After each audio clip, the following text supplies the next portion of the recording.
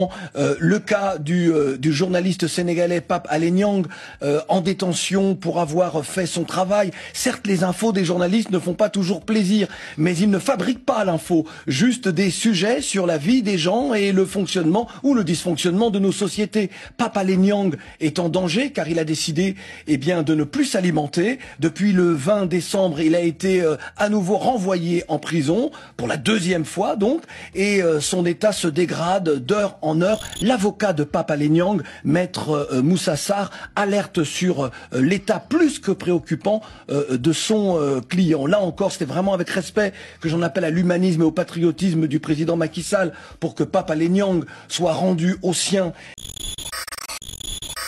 Oui, vous voyez bien, ce sont 3 hommes assis là sur cet énorme gouvernail. Ils sont montés sur ce bout de métal au Nigeria et ont survécu pendant 11 jours en pleine mer malgré la houle, le froid et les secousses. Un long périple pour rejoindre les îles Canaries, ce petit bout de l'Espagne dans l'océan Atlantique qui est une porte vers l'Europe. Revenons sur l'image. Le safran, qui est la partie du gouvernail que l'on voit ici, est souvent immergé dès qu'il y a un peu de houle. On se demande alors comment ces 3 hommes ont réussi à survivre lors de cette traversée insupportable. Arrêtés par les autorités espagnoles, ils ont été pris en charge par les services de santé et renvoyés au Nigeria sur le même bateau, mais cette fois dans la cale. Cette traversée dans l'océan vers les Canaries est l'une des plus meurtrières au monde, mais elle est aussi l'une des plus empruntées par les candidats à l'exil depuis le durcissement des contrôles des frontières méditerranéennes. En l'espace de 3 ans, le nombre de victimes a quintuplé, s'élevant à 4404 pour la seule année 2021. Depuis leur intensification en 2015, les traversées des candidats à l'exil venant du continent africain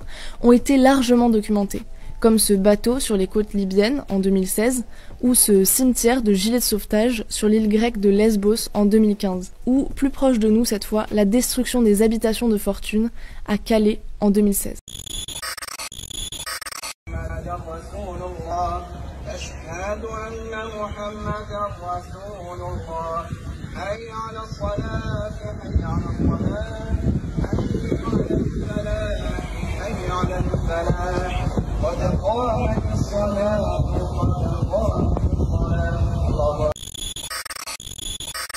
Tu seras peut-être viré prochainement et remplacé par une intelligence artificielle. Laisse-moi t'expliquer pourquoi.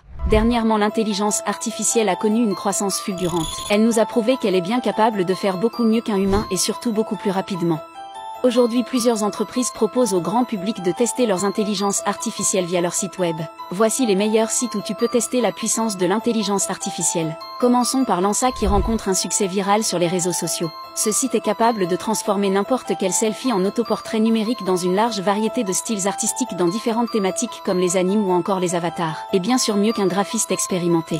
Il y a aussi Midjourney, l'intelligence artificielle qui a choqué les artistes. Midjourney est capable de transformer un texte en dessin en mettant l'accent sur le style artistique plutôt que sur le réalisme. Le 3e site ChatGPT, celui-ci cartonne dans un autre domaine qui est la rédaction. Cette intelligence artificielle est capable de répondre à n'importe quelle question. ChatGPT comprend des sujets complexes comme la physique, les mathématiques et aussi le développement. Elle peut résoudre des devoirs du niveau universitaire mais aussi générer des articles de blog, des paroles de chansons, des pages HTML, etc. Le dernier site est Capy, c'est un excellent générateur de contenu qui rédige des blogs et des emails à fort taux de conversion en quelques secondes sans faire appel à un copywriter qui prendra des heures à faire la même chose. Quand j'ai découvert que le plus grand voleur de tous les temps, c'est celui qui vole ton temps.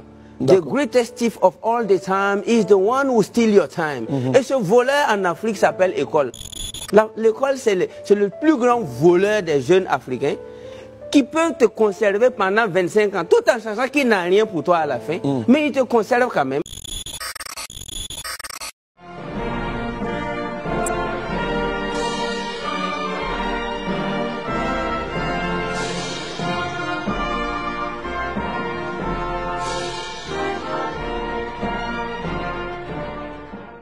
Why should we participate for a country and 100% effort and come back to our homes and are denied some of the rights that should be given us legally? Les coureurs afro-américains menacent de boycotter les Jeux pour protester contre le non-respect de leurs droits civiques.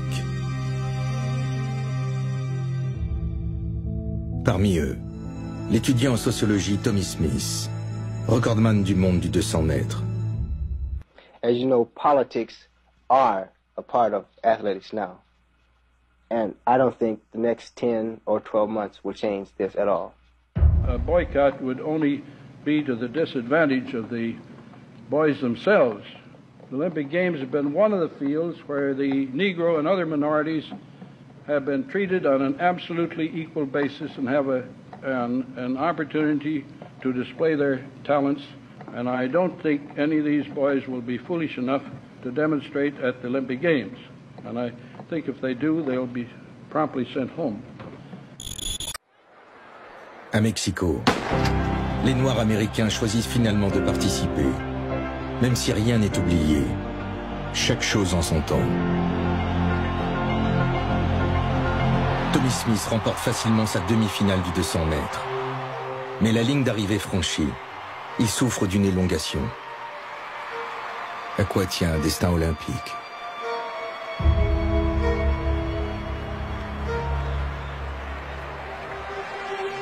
Qu'est-ce qu'un sprint?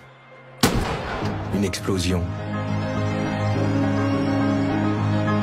Ou plutôt une dédicace aux siens et un message au monde, plus important pour Smith ce jour-là que la seule victoire. Au point qu'une fois course gagnée, il se redresse 5 mètres avant la ligne d'arrivée. Et peu importe son temps de 19 secondes 83, nouveau record du monde, qu'il aurait pulvérisé plus encore en poursuivant son effort. La presse se précipite, mais le héros du jour ne veut rien dire. Ses pensées sont ailleurs. La cérémonie de remise des médailles obéit au traditionnel rituel. Mais avec un vainqueur, le visage toujours fermé.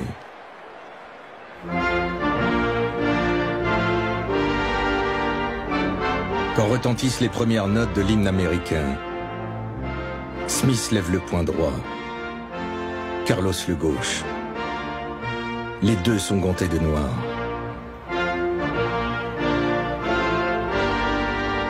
Irrévérence encore, de baisser la tête durant la montée des drapeaux.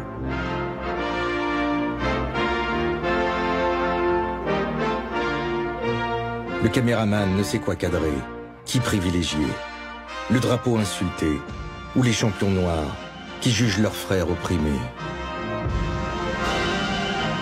Quel que soit le message, il est fracassant, historique, répercuté dans le monde entier.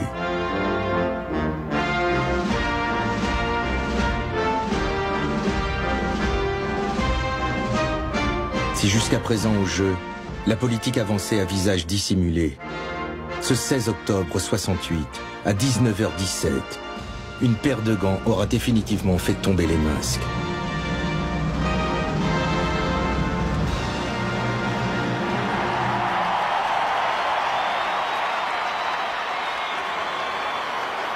À Mexico, Smith, Carlos et les athlètes noirs américains ont remporté 17 médailles. Difficile de mieux se rappeler aux yeux du monde.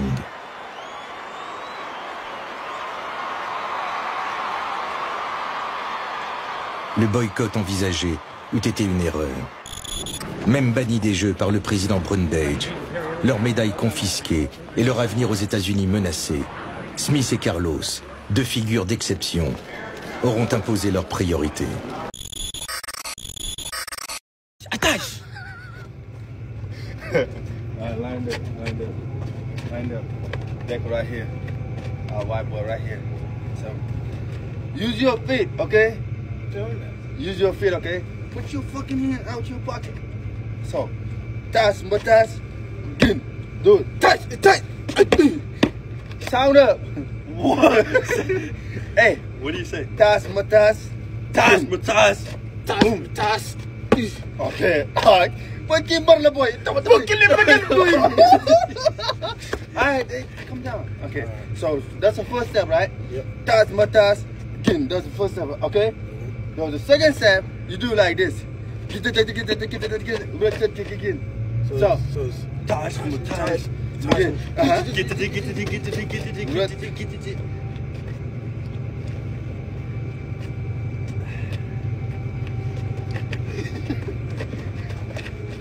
Jai, how do you do it? I can't. I'm done. Like this not gonna work. You guys' body, your body, like your arms.